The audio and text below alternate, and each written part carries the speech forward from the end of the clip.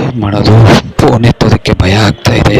ನಮ್ಮ ಅಣ್ಣ ಹೇಳ್ತಾ ಇದ್ದ, ಮೊಬೈಲ್ನಲ್ಲಿ ಗೇಮ್ ಆಡಬೇಡ ಸತ್ತೋಯ್ತೀಯ ನೀನು ಅಂತ. ಅವನ ಮಾತು ನಿಜ.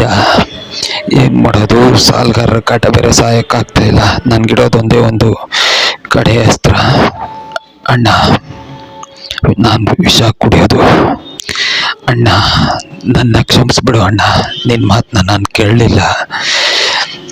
ಈ ಗೇಮ್ನ ಆಡಿ ತುಂಬ ಸಾಲ ಆಗೋಗಿದೆ. ನನ್ನನ್ನು ಕ್ಷಮಿಸ್ಬಿಡು ಅಣ್ಣ. ನಾನು ವಿಷ ಕುಡಿದು ಸಾಯ್ತಾ ಇದ್ದೀನಿ. ನನ್ನ ಸಾವಿಗೆ ನಾನೇ ಕಾರಣ ಅಣ್ಣ. ನನ್ನನ್ನು ಕ್ಷಮಿಸ್ಬಿಡು. ಇನ್ಮೇಲೆ ಯಾರೂ ಈ ರೀತಿ ಗೇಮ್ ಆಡಿ ಅವ್ರ ಜೀವನ ಹಾಳು ಮಾಡ್ಕೊಳ್ಬಾರ್ದು ಅಣ್ಣ. ನಾನು ಸಾಯ್ತಾ ಇದ್ದೀನಿ. ಜೈ ಜೈ. ಬಾಗಿಲು ತೆಗಿ ಜೈ. ಹಲೋ ಜೈ, ಬಾಗಿಲು ತೆಗಿಯೋ ಅಂತ ಹೇಳ್ತಾ ಇದ್ದೀನಿ.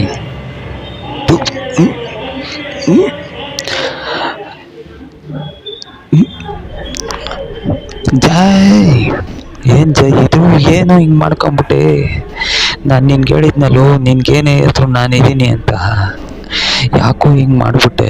ನನ್ನ ಜೀವನನೇ ಹಾಳು ಮಾಡಿಬಿಟ್ಟಲ್ಲೋ. ನಾನು ಎಲ್ರಿಗೂ ಹೆಂಗೋ ಮುಖ ತೋರಿಸ್ಲಿ? ಜೈ, ನಾನು ಅವಾಗ್ಲಿಂದ ಹೇಳ್ತಾ ಇದ್ದೆ, ಬೇಡ ಕಣೋ, ಇದೆಲ್ಲ ಸರಿ ಇರಲ್ಲ ಅಂತ. ಬೇಗ ದುಡ್ಡು ಮಾಡ್ತೀನಿ ಅಂತ ಹೇಳಿ ಜೀವನನೇ ಹಾಳು ಮಾಡ್ಕೊಂಬಿಟ್ಟಳು.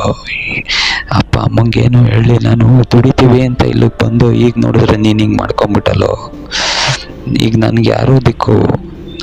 ಎಷ್ಟೇ ಸಾಲ ಇದ್ರೂ ಸೇರಿಸಿ ತೀರಿಸ್ಬೋದಾಗಿತ್ತಲ್ಲೋ. ನಿನ್ನ ಜೀವನನೇ ಹಾಳು ಮಾಡ್ಕೊಂಬಿಟ್ಟಲ್ಲೋ. ದಯವಿಟ್ಟು ಇನ್ಮೇಲೆ ಯಾರು ಈ ಬೆಟ್ಟಿಂಗ್ ಆ್ಯಪ್ ಮೂಲಕ ಗೇಮ್ ಮಾಡೋದಕ್ಕೆ ಹೋಗ್ಬಿಡಿ. ದಯವಿಟ್ಟು ಇದೊಂದು ಪಾಠ ಕಲಿಸ್ಬಿಟ್ಟಲ್ಲ.